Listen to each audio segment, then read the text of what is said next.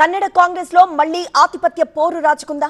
మళ్లీ ఆ ఇద్దరు అగ్రనేతల మధ్య సీఎం పోస్ట్ కోసం పోటీ జరగనుందా? ముందు ఒప్పందం ప్రకారం సీఎం పోస్ట్ కావాలని ఒక వర్గం వాదిస్తుంటే, ఆయన వయసు అనుభవానికి గౌరవమయ్యప్ప మళ్లీ టర్మ్ లో కుర్చీ మీద మీదే కదప్ప అంటూ సర్ది చెప్పే ప్రయత్నం చేస్తోంది సీనియర్ వర్గం. మరి ఆ వర్గం ఈ వర్గం మధ్య వర్గపోరు రాజుకుంటుందా? రాజుకుండా హైకమాండ్ కూల్ చేస్తుందా? కర్ణాటక కాంగ్రెస్ లో ముఖ్యమంత్రి పదవి చుట్టూ మళ్లీ పోటీ మొదలైంది. Deputy CM DK Shivakumar CM post కోసం ఇంట్రెస్ట్ చూపిస్తుంటే, సిద్ధరామయ్య మాత్రం కొనసాగాలనే డిసైడ్ అయ్యారు. ఇద్దరి మధ్య కుర్చీ ఆట 2.5 ఏళ్లుగా కొనసాగుతూనే ఉంది.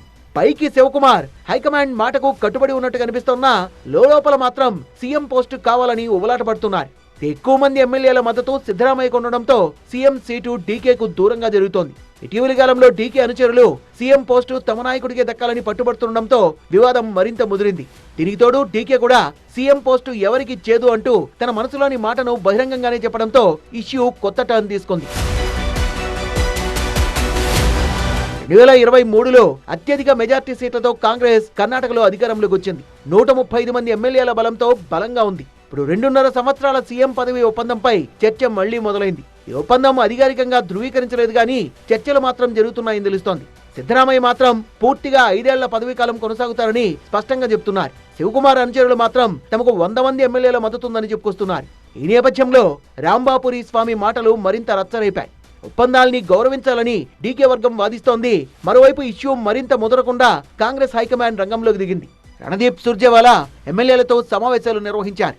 సమావేశంలో శివకుమార్ అనుచరులు పదవి మార్పు కోసం ఒత్తిడి చేసినట్లు టాక్.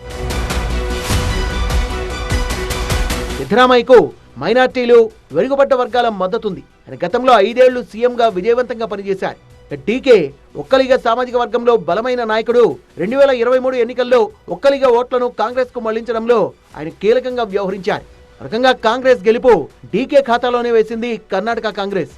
సిద్ధరామయ్యకు ఎక్కువ మంది ఎమ్మెల్యేల మద్దతు ఉండడం, హైకమాండ్ కూడా సిద్ధరామయ్య వైపే మొగ్గు చూపడంతో సీఎం పోస్టుపై డీకే రాజీ పడక తప్పలేదు. పైకి సిద్ధరామయ్య, శివకుమార్ ఇద్దరూ ఐక్యంగా ఉన్నామని చెప్తున్నా విషయం మాత్రం నివురుగప్పిన నిప్పులా ఉంది.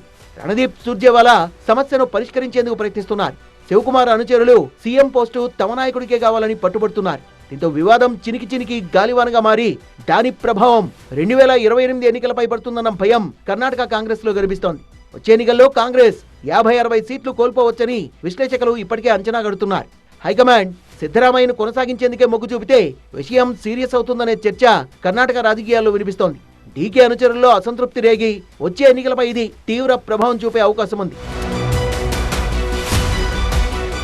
ఓవైపు హైకమాండ్ సిద్ధరామయ్యను కొనసాగించేందుకే మొగ్గు చూపుతున్నట్లు ఊహాగానాలు వినిపిస్తున్నాయి. సిద్ధరామయ్యను కొనసాగించడం ద్వారా పార్టీ స్థిరత్వాన్ని కాపాడాలని హైకమాండ్ భావిస్తున్నట్టు తెలుస్తోంది. శివకుమార్ పై ఉన్న కేసులు, ముఖ్యంగా డబ్బు అవకతవకల ఆరోపణలు పార్టీ ఇమేజ్ కు భంగం కలిగించవచ్చని, ఇది విపక్షాలకు ఆయుధంగా మారే అవకాశం ఉందన్న భావన హైకమాండ్ లో ఉన్నట్లు టాక్. అంతేకాదు 2019లో జైలు శిక్ష కూడా అనుభవించారు డీకే. ఈ నేపథ్యంలో సిద్ధరామయ్యను కొనసాగించే అవకాశమే ఎక్కువగా ఉందని విశ్లేషకుల అంచనా.